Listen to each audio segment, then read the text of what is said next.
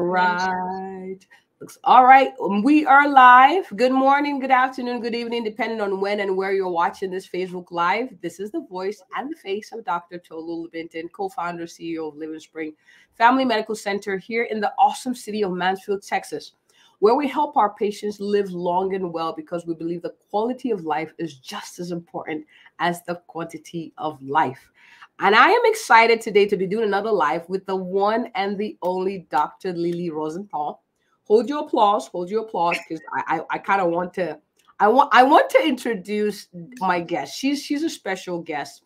And I'll tell you before I talk about her that when I met her, I was at a conference, the American College of Lifestyle Medicine conference in Orlando, and she's given an awesome talk about chronic pain. And I went to meet her and asked her to do this. So if you're watching live, hashtag live. If you're watching replay, hashtag replay. And please, at the end, comment and just appreciate her because this is big. She agreed to do this right on the spot. So thank you, Doc, for being here. I'm so happy to be here, and it's so nice to see you again. I'd rather see you live, but this is good. And welcome, everybody. Oh, thank you, thank you, thank you. So I'm going to introduce her real quick, Dr. Lilie Rosenthal. She's an expert in personalized lifestyle management with a focus on injury prevention, pain management, health optimization, and performance. So see the emphasis on lifestyle management. She's a physician and she has her own private practice in New York City. So if any of you are looking, and you're in New York, or you know someone who's in New York who could use her services, there you have it. She's a specialist in physical, medical, and rehabilitation, and she sees a variety of patients in her Manhattan practice, including world-renowned musicians. She's a big deal, okay? I'm just letting you guys know she's a big deal, so it's a big deal she's here. She helps people like dancers, choreographers, and writers, as well as marathon runners and other athletes, okay? She's also a consultant physician for the New York City Ballet, the American Ballet Theatre, the Metropolitan Opera, and MTV VMA Awards, and several Broadway productions. She's herself a dancer, and she's also a marathon runner. She's been on different TV shows, including the Dr. Oz show. Man, I could go on and on and on. She's an author. She's an educator. She's a media spokesperson. See, I'm mumbling my words because there's a lot of things that she's just known for. And she's also a member of the medical advisory board of MedShadow and Plant Powered Metro New York. She is also a host and co-founder of the podcast called Power to the Patient. And in case you were wondering, she also speaks Spanish. Okay, there we have it. Proficient. You're proficient. That's good enough. That's good enough. So all of that is part of what defines Dr. Lilie Rosenthal. So thank you so much for coming. Can we all give her a hand virtually? Thank you for having me. Oh, my pleasure, my pleasure. Now, we've talked about you, Doc. We kind of introduced you, but I think the first question I want to ask you, why do you do what you do? Why? Why do you do what you do? So many reasons, but after practicing medicine for about 30 years, I think the 2-second answer is I really want to help people feel and function better with only positive side effects. I want people to enjoy their lives, to do what they want to do what they need to do, because that's what life's about, right? Nobody really wants to be sitting in a doctor's office, you know, as wonderful as we are as doctors, or we try to be, right? People would be out, they would rather be out with their kids, they'd rather be out, you know, dancing, they'd be, you know, a million things, right? So, but that's why we do what we do, right? To help people sort of live a better life. As you said, you know, it's longer would be great, but the quality really matters. So I try to be very sort of responsible and thoughtful of figuring out the root causes of why my patients aren't feeling optimally, actually.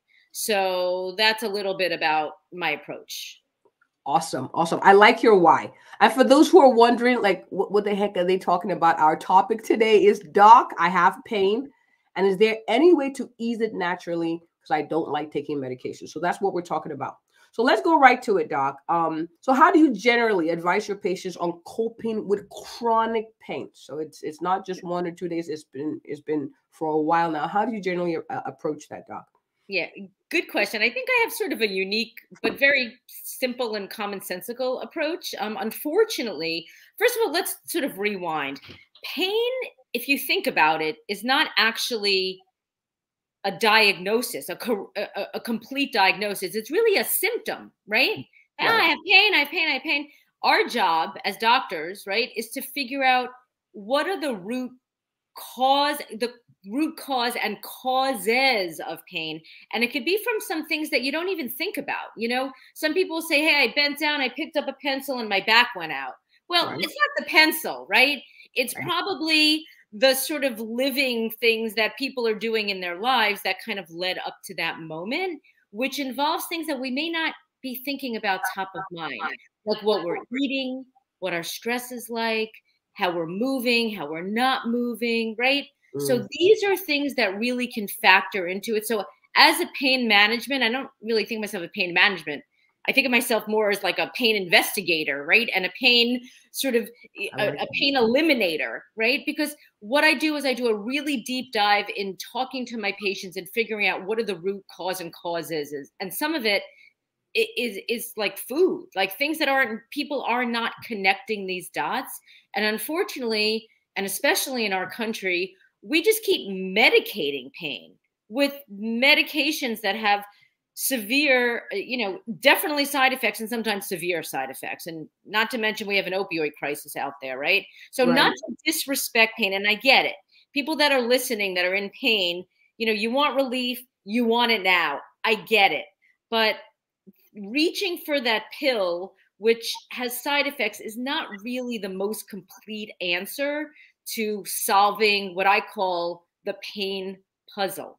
So I hope that gives a little insight. Yes, it actually opens up another conversation piece. But I love the fact that you said you're a pain investigator. And so when you're seeing the patient, what you're saying is that it's a question of what's causing the pain. Let's ask questions. Let's do a thorough physical exam. Let's find out more about your history, your habits, things you do and you don't do, to find out the underlying cause of pain. So for those who are watching, I guess one of the biggest tips from that, just that those comments you made, is find you a doctor who's able to investigate, not just, almost like throw water in a basket and just put a Band-Aid over something that needs to be exposed and treated. So what would you say if someone came to meet you and say, Doc, I've been having pain now for a while, and I've seen different specialists, nothing seems to work. What would be the first thing as far as tips on finding out root cause? Yeah, great question. Let me just dial back. I could say this after, but I'll just say it now because you said something that made me think of something that's super important for your listeners.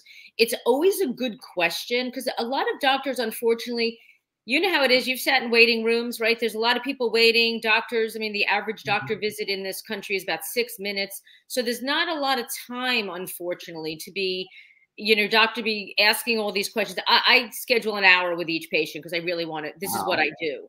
So I really want to figure out, and I do a full physical, hands-on, literally. I say my best diagnostic tools are my eyes to observe, my ears to listen to the story or the history, and my hands to do a very thorough physical examination. That's like 90%, 98% of the information. We learned this back in medical school, right? So if your doctor's not doing a full examination, that's kind of a problem. If they just want to give you what I call a chemical Band-Aid, right? Like you mentioned that, sort of a Band-Aid. Some of the things you can ask your doctors is, a very important question is, what can I do for my pain that I can do myself that is not a pill? Okay.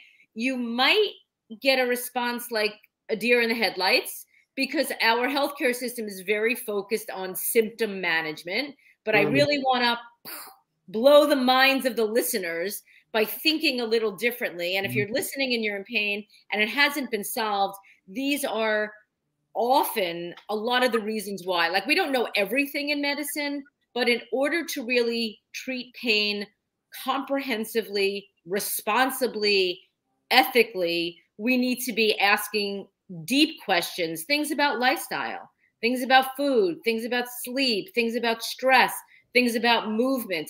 It's often not a coincidence that a patient's going through a horrible relationship situation, and boom, that's when the back pain started. So we have to get a little curious, and it's a good idea to sort of start with yourself to think, is it, things don't just come on, right? I mean, a lot of things I see are musculoskeletal pain. Like there's so many areas of pain. Again, pain is not a real diagnosis, if you will. Pain could be from a disc. It could be from a nerve. It could be from an appendicitis. It could be from a wisdom tooth. It could be, right? So I just want to get, your listeners are smart and curious and interested. I want people to start thinking like this, right? You need a solid answer before you start treating something. You need to know what it is. And that's kind of basic, but that unfortunately is not often what's done. So I love how you're encouraging patients to advocate for themselves, even when seeing doctors, by being curious. Why am I having this pain? As opposed to looking for the quick fix. Powerful. My next question, and you actually helped bring the question out in a different way. You said, ask for things that help address the pain or treat the pain that I can do as a patient. So let's talk maybe top 4. What are 4 things, generally speaking, of course? Now, we know these are medical suggestions. You should see your doctor and go make an appointment with Dr. Lilie Rosenthal. We'll put her information afterwards. You can go see her. But these are suggestions. But what would you say, generally speaking, maybe the top 4? Yeah, I think things that we can do for ourselves to help. And this is, again, you need to sort of direct it to the direct problem. But generally, things that keep people out of pain and healthy, or reverse pain for those of you who have chronic pain, things like an anti-inflammatory diet. What does that mean? It doesn't mean eat anti-inflammatory medications, right? It means the more you can get to something which we call a whole food, plant-based diet. Oh my God, that may be like complicated, but it's really not. It's things that grow, things that are, I'll give you the quick and dirty because we have a lot more to discuss in this half hour. Fruits, vegetables, these are good. Fruits, vegetables, beans, nuts, whole grains. Of course, if you're allergic to some of these things, be careful. But, that's a general. The more you can eat, if 80 to 90% of your diet is that, you're golden. That alone, believe it or not, food is medicine. Food is chemistry. We're putting it in our body. And a lot of people, you love that. I love that too, because food is actually and a lot of us actually have pain from chronic diseases. You can have diabetes and have nerve pain, right? But if you didn't have diabetes, your nerves would be healthy and they wouldn't give you pain, right? So we're getting to basic food as medicine. I could say that 20 times over. It is the master key, and food can help or food can harm us. The sort of other end of the spectrum, sort of the worst possible thing you can do for yourself, is eat things that are processed or ultra processed. So things I like to call it, I came up with this, the 3 Bs. Things that are bagged, boxed, and branded, meaning that they're made in a factory, they're processed, they're way less healthy, causes boom, inflammation in the body and pain. So, all right, you asked me for 4. I'm sorry, I'm long-winded. No, you're doing good. I'm taking notes. You're doing good. That was food. The second, you got to move your body. Movement is good. Movement is good for the brain. It's good for the body. It's good for the circulation. It's good for getting oxygen everywhere. So I would say movement. And we're not talking anything fancy. You don't have to join, a fancy gym. You can do exactly what the doctor's doing, which she's dancing. So you can dance, you can move, you can get up from your computer every 30 minutes. You can walk. I recommend the quick and dirty. My go-to is an hour a day in the morning, if you can, in sunlight, because there's something about nature that hits our brain and body in a good place, and it gives us a little vitamin D, which can also help with pain. So food, movement, stress. All right, this is a big conversation, but stress can tighten our bodies. It could also release a lot of neurochemicals in the brain and the body, which just ratchet up the pain. So all of us have stress. So if you have stress, don't feel badly. You're just human, right? But it's the way we deal with stress. And stress can be good. Stress could be like, we're excited about something, right? But keeping stress, chronic stress, and I know a lot of us have tough situations. We've got pandemic, we've got kids at home, we've got, you know, aging parents, we've got our own problems, right?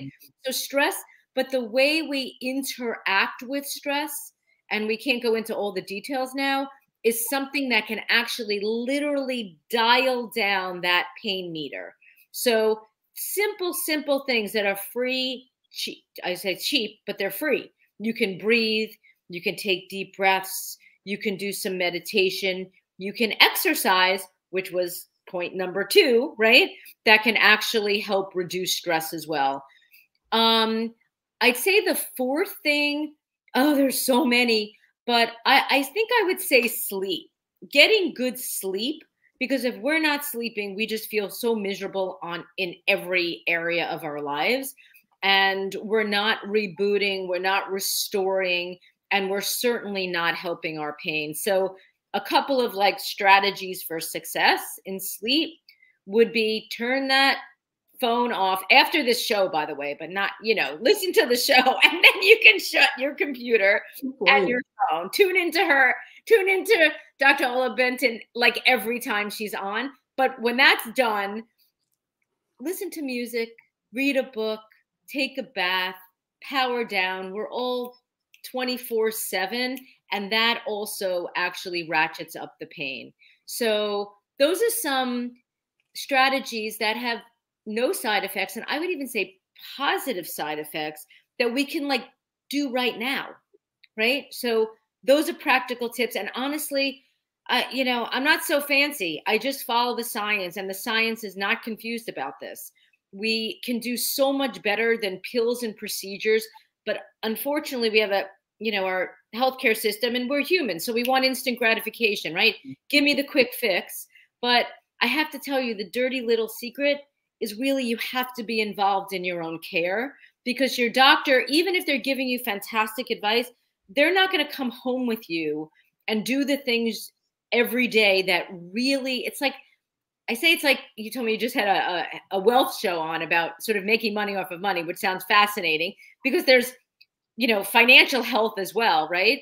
But health, I like to make the analogy that health is literally wealth, and doing these daily habits of shutting your screens off, eating more fruits and vegetables, going for a walk, that's like investing in your life. It's compound interest.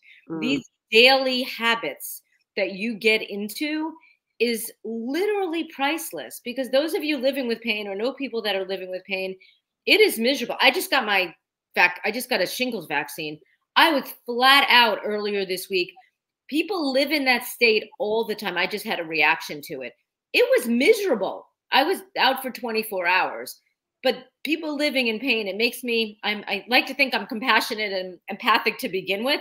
But when I, you know, don't feel well, or if I get an injury, it's bad, right? But there's no pill. There's no one thing. I think we get a little reductionistic when we think, hunting around sometimes for doctors, like, give me the cure, give me the thing.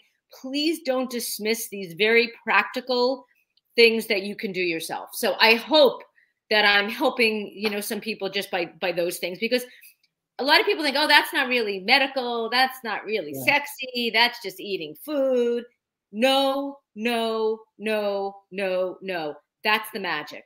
That's really the magic pill, which I say in a little video that I did. The magic pill is really lifestyle. And thank you so much for emphasizing this. By the way, I didn't coach her to say this. This is something she's saying for my viewers who are watching, because we have this conversation sometimes on, you know, lifestyle changing the foods. I've actually had patients who, even with HS, hidradenitis suppurativa, they ate clean 2-3 weeks. They could even show a reduction in pain and flares.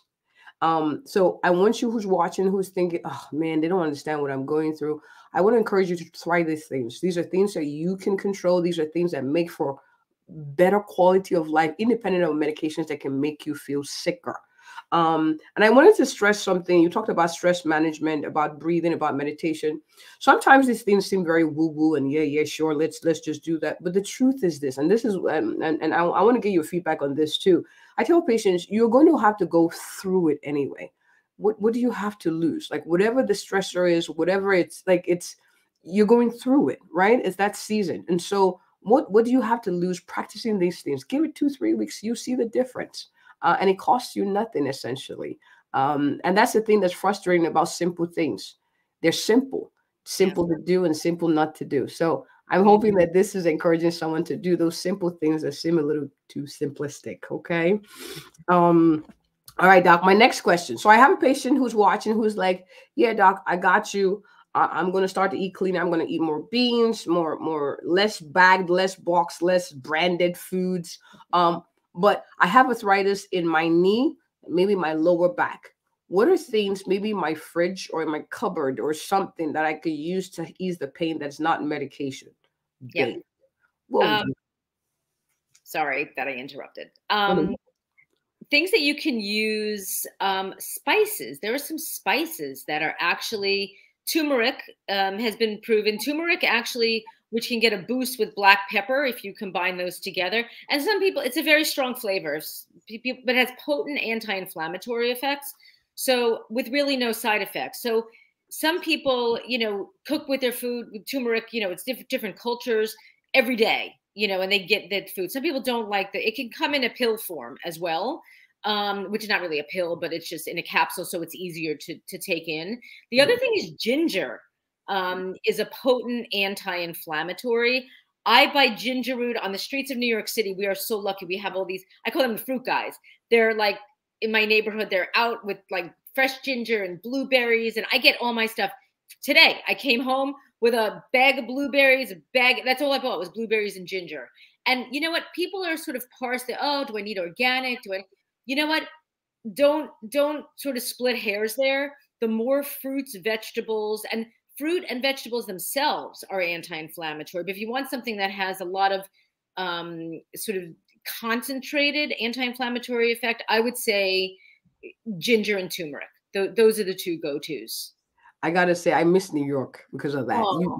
You had farmers markets literally in front of your house, like just down the street, just all across. Love it. And my mom would love this because my mom goes around chewing ginger. Oh yeah. Ginger, she said, it helps her joints. And I'd be like, okay, that works. You can do so much with it too. I put it in like my smoothie bowl. I just blend it up. But you can make a tea out of it. It's delicious. It's more potent to eat the actual root. But yeah, ginger is good for your mom. Okay, awesome. What are your thoughts, ice and heat? Oh yeah, I was gonna bring that up. Which is better? What would you say to that question? You may not like my answer on this because there's a lot of research on both sides, right? If you have an acute injury, like if you just like roll your ankle and like, my ankle hurts, ice is a good idea for the first 24 hours. And here's where I give agency to my patients again. Unless you have, like a tumor, like a cancer or something, you don't want to put heat on that, right?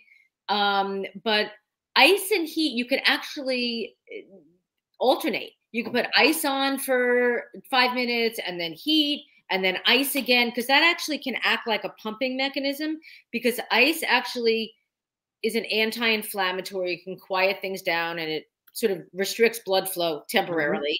Then the heat actually expands and opens, right? And then blood comes and oxygen comes. So you get like a little bit of a pumping. So, but I always say the body doesn't lie. So I would say both are better than grabbing for Advil for sure. And the one that feels better, listen to your body. Even tell my patients, I think I would probably go with heat on that. But if ice feels better, your body's smarter than me, go with that. That's what I tell patients, whatever feels better. Try it. All right, awesome. Next question. So let's talk mindsets. I'm a very big proponent of mindsets because I've seen a lot of people's, even my life, change and improve just by mindset shifts. So is it possible to, I know this is controversial, but is it possible to control your pain with your mind? Is it possible to dial it down, tune it up? I love this question. Yeah. This is, absolutely. I mean, the mind-body connection, you said woo-woo before. This is not woo-woo. Medicine is a human science. We are a human being with a brain and a body, right? And there's not a sharp line between, you know, sort of how we're thinking and how we're feeling, right? So 100%. Like I said before, there's not a coincidence that somebody's going through, you know, a super stressful time and that's when they get back pain, right? Or that's when their immune system starts to fail a little bit. So that the mind is so, and it's not easy. And we are humans, and being a human is not an easy thing to be doing, right? Just in general. But the attitude, the mindset, that's why I'm a runner. I run, as you mentioned, I run in Central Park. It's more for my mind than my body. It's more to put me in a different frame of mind. And we know this. We literally, you know, I have so much to say about this. But I just had a conversation today with a patient. We have pain, right? That's called in Buddhism, actually, and I'm not Buddhist, but I just heard this. We call it the first arrow and the second arrow. The first arrow, think of it as your pain. The second arrow is your experience of and your reaction to the pain, which is something we can control in a way, right? Because the more stress we have around the pain, and I'm not being not compassionate about here, but the more sort of elevated we are about the situation, or the more we're limiting our ability to heal and feel better. And the mind is a super, super powerful organ. And breathing is actually the connection between the mind and the body. So something that we can do is just simple breathing. We said it's so simplistic. I love how you said it's easy to do, it's easy not to do, right? It's not that complicated. So it doesn't seem so important. It's the most important, and you have it with you all the time. So meditating, changing your attitude, being around positive people if you can do it, doing things that kind of flip the switch for you, doing something creative, you know, pet your pet, listen to music, all of these things. And I literally, regularly write these down on my New York State prescription pad for people. And the mind is so, so, so super powerful that, and this isn't just just your pain is in your head, which is a very disrespectful and unfair thing to say, but pain literally is experienced in the brain, right? So the more we can do things that put our brain in a better place, the better we will feel, hands down. So yes. And this is science. We can't go into the neuroscience of this right now, but a patient of mine the other day who was so like, I don't believe this. I don't believe this. She started doing some breathing and meditation, and she's like, I can't even believe this, that I can control it. It's almost like a lever, like a switch, like what's going on in your brain can affect the rest of your body. And it does all the time. We know that. Awesome. I'm hoping for those who are watching that this is encouraging you. And I say this to my patients, to fight to thrive. That's the whole point of these Facebook Lives. It's not to downplay what you're going through. It's not to ignore that you're going through what you're going through, but say, okay, this is what is. How can I thrive in spite of it? And these things are free. Now, it may take you a little more effort because you have to seek out these things. Of course, being around people who are positive, listening to podcasts that empower you and tell you what's possible, not things that tell you, it's hell from here. Those are things that can improve your quality of life, and you're worth it. Dr. Rosenthal, this has been so fun. I can't believe it's almost 6 o'clock already on my end of the time zone. But this has been so resourceful. I'm so grateful. And please, for those who are watching, hi, Alice, Simon, nice to see you here. Please share. Caring is sharing. You could tag, you could forward, whatever. Go ahead and do that. But Doc, I have people who are watching who are like, man, I've been to New York, or I live in New York, or I plan to go visit New York, and I want to connect with Dr. Lilie Rosenthal. Doc, where can people find you? Come visit me, and I'll take you to the fruit stand, and we'll buy the blueberries and the ginger.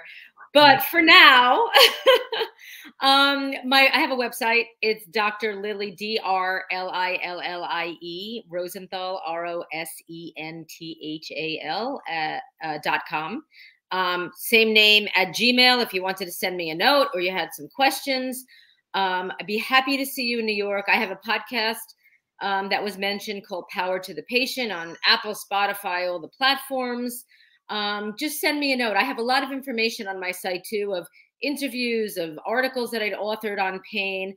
I'm really on a mission to keep people away from sort of harmful ways to treat pain, because they're out there, and not that doctors are not well-meaning, and there's just not a lot of time to really do a deep dive. And I after my 30 years of practicing medicine, I know this sort of deep dive, sensible, ethical, commonsensical approaches and evidence-based is really the way to go. But feel free to reach out. Those of you who are not in New York, I can sort of coach online. We can do that. It's not actually a medical visit because I don't have a license everywhere in the world. But I'm happy if you feel like I can help you. I'm happy to be available. And I hope I've helped you just by this conversation. Awesome. Awesome. Thank you so much. And yes, you have. We're probably going to have you again. No, not probably. We're going to have you again maybe in a couple of months. Yeah, just throwing that out there. I'm putting you on the spot. I lie, so you can't say no. All right. Awesome. This was good. This was rich. We keep going on and on, but I want to honor the time, 6:01. But thank you so much for coming, Doc. Thank you. And if anyone who's watching, if you or anyone you know is looking for an awesome, a passionate, and a thorough family physician in the Mansfield, Texas area, who will have conversations on how to help you deal with pain without medicine, I am she. Thank you all for watching and have a good one. Bye. Good night. All right.